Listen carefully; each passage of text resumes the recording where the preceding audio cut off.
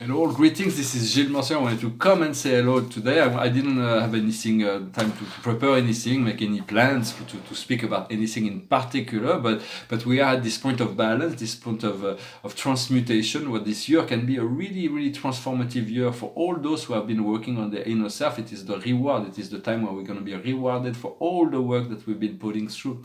And so it is a very important time at a point of balance right now with this equinox for a few days. All the energies are in balance. And so the paintings behind me, first this is a painting from Charles Baudelaire. It's called The Invitation to Travel. I can read it, it's in French, but it's difficult to translate, but it's translatable. I'm sure there's from the Fleur du Mal. It says, Mon enfant, ma sœur, songe à la douceur d'aller là-bas vivre ensemble, aimer à loisir, aimer et mourir au pays qui te ressemble. Les soleils mouillés sous ces ciels brouillés pour mon esprit ont les charmes si mystérieux de tes traîtres yeux brillants à travers leurs larmes. Là, tout n'est qu'ordre et beauté, luxe, calme et volupté. Charles Baudelaire is a wonderful poet. This is an invitation to travel, an invitation to wander and to take your beloved and to go into this wondrous place where we can enjoy life together. And Baudelaire really influenced my artwork. As well as some more Eastern philosophers like Buddha, Confucius, Lao Tzu. It's from 1995, but in the in the 80s, late 80s, early 90s, when I started doing those paintings, they were like mainly philosophical paintings and poetries. The painting here is the number 3 painting of the third of the series of the it's the solar system with the 150 here, because every time I make a new painting, I added new planets, and so the planets and the symbols. And I haven't really looked at this piece, but it's really beautiful. I really like it. It's going to need to be framed. They'll look a lot better once they're properly framed and well set up. But so I'm going to pull some cards to offer guidance and see what from the Akash. Look at the chakra systems. For we have those energetic bodies that same cards that we had in. We have the cards sometimes that in the French reading and the English reading that are not all the same, but the root card is the same that we had in the first reading. I mixed them up and we get the same card. It's kind of interesting. And the crown is the same. We have the same card for the root and the crown. So it's like for the at the root, at the base, is the kind of transport. We just need to be seated in our empowerment, sitting in the train of ascension, we just need to be seated within ourselves and then let the energy take us, let the energy transport us, stick to the rail, and then everything goes well. What we see on the navel, it's the earth plane, it's the astral plane as well, and this is the wish. We are fulfilling our wishes. We've made some wishes before to fulfill certain things during this lifetime, and that is really what we came here to do, and this is really what is happening. In our power center, in the solar plexus, we have 3 creative chakras, 1 neutral chakra at the heart, and then we have 3 receptive chakras. Those are the main chakras. We have hundreds of chakras, of course, but and here we have in our solar plexus the galactic is the 5th and 6th dimension that are opening up. We're regaining this exquisite power of the magic of the 6th dimension, the 5th and 6th dimension. So we're returning. We are within our mind. There is all kinds of new things that is allowed to happen as we remove the resistance. What we see in our heart is the monk or the nun. It means we do not want to disperse our energy. We want to stick together. Once we have enough anchoring within ourselves, we'll be able to allow the expansion. But for now, we need to keep those 2 energies together, the yin and the yang. What we're communicating, then there's the 5th chakra. The 5th chakra is what comes in and out of our body, and it's also the I am presence usually reside in the upper heart between the 4th and 5th chakra. And here we have the wars and battles. We're still expressing this. There is all kinds of discordance that are happening in the world, but you have to trust that it is all part of a process that is that is going on, and that is but it is not for us. For us, we have to move it to the state of peace, and trust that everything will unfold as it should. We shouldn't be we do not have a responsibility to fight other people's battle or to solve all the war. We need to make peace within ourselves, and then from there we'll be guided into situation where we'll be able to assist other people making peace within themselves. As more people make peace within themselves, we'll find world peace once everybody's find that. So it is communicating. Instead of communicating the wars and battles, it is about communicating spirituality and religion, which is unity and love.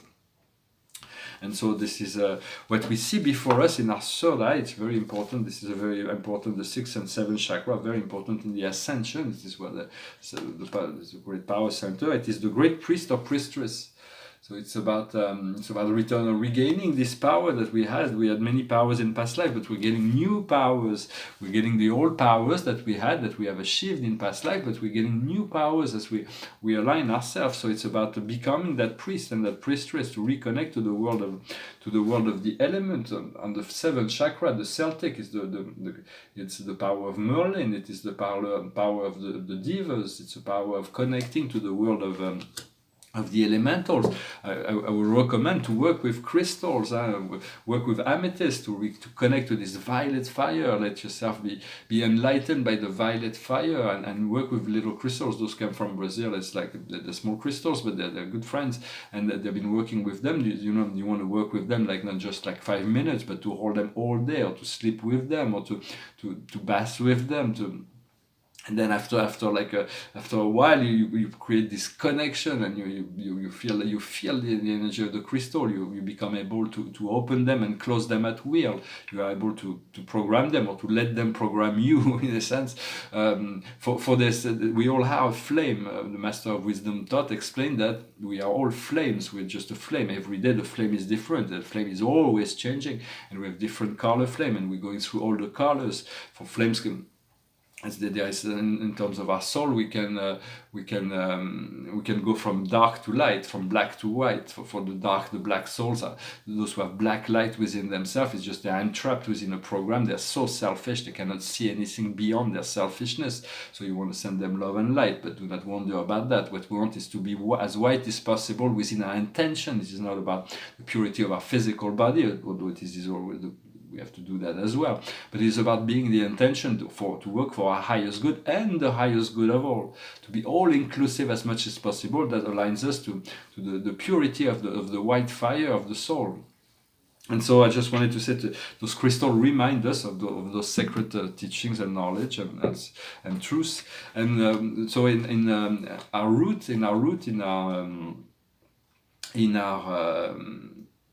Earth star, below the roots there is the Earth star that connects us to the Earth, and here we have the trees. We're going to be able to grow. We have planted the seeds, and we're going to be able to grow. And in the crown, above the crown, we have the Soul star, and here we have the Nighthoods. So it's about being courageous, about being strong. It's about having holding on to our valor, and to be fearless, and to be blameless and fearless. And so this is all coming down from the crown. It is really what will be our future self. We're going to be knighted into this new order of spiritual warriors, spiritual. So it's a path of nobility, to follow your own inner light, and to stick to that as much as possible. Well, I hope this message was interesting and meaningful to you. Just going to finish with a little song. It's a beautiful song about this. Is what a wonderful world. I see trees of green, red roses too. I see them bloom for me and you, and I sing to myself, what a wonderful world. I see skies of blue and clouds of white, bright blessed days, dark sacred nights, and I sing to myself, what a wonderful world. The colors of the rainbow, so pretty in the sky, are also on the faces of people going by. I see friends shaking hands, saying, how do you do? They really saying, I love you. I hear babies cry, I watch them grow. They'll learn much more than I'll never know. And I think to myself, what a wonderful world. Yes, I think to myself, what a wonderful world. Oh yeah. Beautiful song from Louis Armstrong. It was taken by the Ramones, make a more rock and roll version, but really nice. It reminds us that life is just as we see it, and when we look at life through the eyes of beauty, we can see beauty everywhere. Well, I hope this message was interesting for you. I wish you a wonderful day, a wonderful equinox and full moon, and I'll talk to you later, Salat.